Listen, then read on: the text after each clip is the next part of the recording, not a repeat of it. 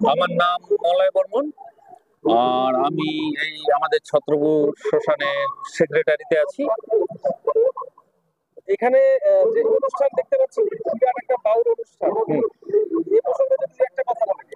হ্যাঁ, এই অনুষ্ঠান আমাদের দীর্ঘ 13 বছর যাবত চলছে।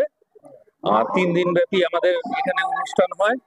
তার জন্য এখানে আমাদের একটা বড় মেলারও আয়োজন হয়।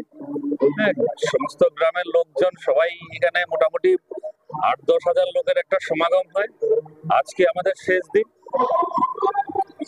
তো মোটামুটি শিল্পীরা তো অনেকে দেখতে পাচ্ছি, অনেক প্রচুর শিল্পীর নাম দেখলাম। শিল্পীরা কোথা কোথা থেকে আসে? শিল্পী আমাদের স্টার শিল্পী কিছু বাংলাদেশের ছিল, যেগুলো গতকাল শেষ হয়ে গেছেন। আজকের আমাদের স্টার শিল্পী বলতে তুলিকা মণ্ডল ছিল, নবদ্বীপের বাসুদেব রাজবংশী ছিল, আছেও, এখনো ওনার প্রোগ্রাম হতে বাকি আছে। তারপর আমাদের কি নামটা ছিল, আরো কিছু শিল্পী ছিল আমাদের শিল্পী, যেমন বালুরঘাট, হিলি, জলপাইগুড়ি, বিভিন্ন জায়গা থেকে, আসাম থেকেও আমাদের শিল্পী আছে। ভক্তবৃন্দরা কোথা থেকে সমাগম হয়? মোটামুটি আমাদের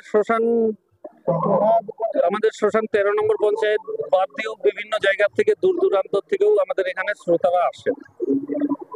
আগামী পরিকল্পনা কিছু রয়েছে? আগামীতে পরিকল্পনা বলতে আমরা যেমন মা তারার আদলে আমরা এখানে একটা তারা মায়ের মন্দির স্থাপন করছি। হ্যাঁ, খুব শীঘ্রই ওটার কাজ শুরু করব, ভিতেও স্থাপন করে নিচ্ছি আমরা। তো এটার কাজ শুরু করব। আগামীতে যেন আমাদের অনুষ্ঠান আরো বড়ভাবে করতে পারি, জনগণের যেন আরো ভালোভাবে পরিষেবা দিতে পারি। এই যে আপনাদের এত বড় অনুষ্ঠান, এটার আর্থিক সহযোগিতা কোথা থেকে? আর্থিক সহযোগিতা বলতে আমরা কিছু কিছু জায়গা থেকে দান ভিক্ষা পাই। তার মধ্যে আমাদের যে লোকাল গ্রামবাসী আছে, এদের একটা আর্থিক সহযোগিতা আসে। এর থেকেই আমাদের শ্মশান পরিচালনা হয়। আমার নাম শ্যামসুন্দর পাল। আমি বঙ্গীয় বাউল ও লোকপ্রসাদ শিল্পী সংঘের রাজ্যের জেনারেল সেক্রেটারি। আজকে এখানে দেখতে পাচ্ছি বিশাল টিম উপস্থিত। এখানে এই রায়গঞ্জ ছত্রপুর শ্রী শ্রী মা তারা মুক্তিধাম শ্মশান প্রাঙ্গণে এটা প্রতিবারের মতোই এবারেও শিব চতুর্দশী উপলক্ষে ওই 3 দিন ব্যাপী বাউল সঙ্গীত অনুষ্ঠান এবং বড় বড় লোক আর্টিস্ট যারা পশ্চিমবঙ্গের, তারা এখানে এসছেন, এবারের অনুষ্ঠানে অংশগ্রহণ করেছেন। এখানে হাজার হাজার মানুষ, প্রায় 8-10 হাজার শ্রোতা এই মুহূর্তে রয়েছে ইনস্ট্যান্ট। প্রতিদিনই এরকম হয়। আর একটা বড় বলতে পারি যে লোক সাংস্কৃতিক বাউল সঙ্গীত অনুষ্ঠান আর কি, যেটা সে সংস্কৃতির ধারাবাহিকতাকে অব্যাহত রাখবার জন্য এই কমিটি যারা দায়িত্বে রয়েছে, এই কমিটির আমাদের মুকুলদা রয়েছে সেক্রেটারি, মানে শ্মশান কমিটির, আর আমি শিল্পীর নেতৃত্বে রয়েছে দায়িত্বে। এবারের অনুষ্ঠানটা অনেক বড় মাপের বড় আয়োজন করেছে, কারণ 2 বিঘা জুড়ে শুধু প্যান্ডেলই হয়েছে। আর এখানে প্রায় এই মুহূর্তে আছে 10-12 হাজার মানুষ, আরো লোক বাড়বে। আজকে তো ফাইনাল খেলা চলছে আমাদের ইন্ডিয়ার, সেই কারণেই আমরা খুব খুশির সাথেই আছি। ইন্ডিয়া একদিকে জিতবে, আর আমাদের অনুষ্ঠানের সফলতাও প্রচুর লোক আসছে সেই আনন্দে।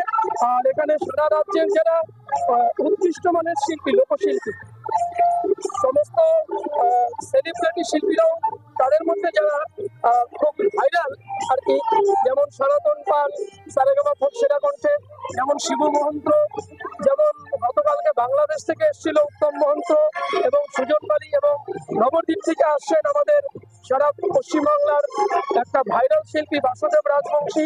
প্রত্যেকেই আজকের অনুষ্ঠানে আছেন। আপনাদের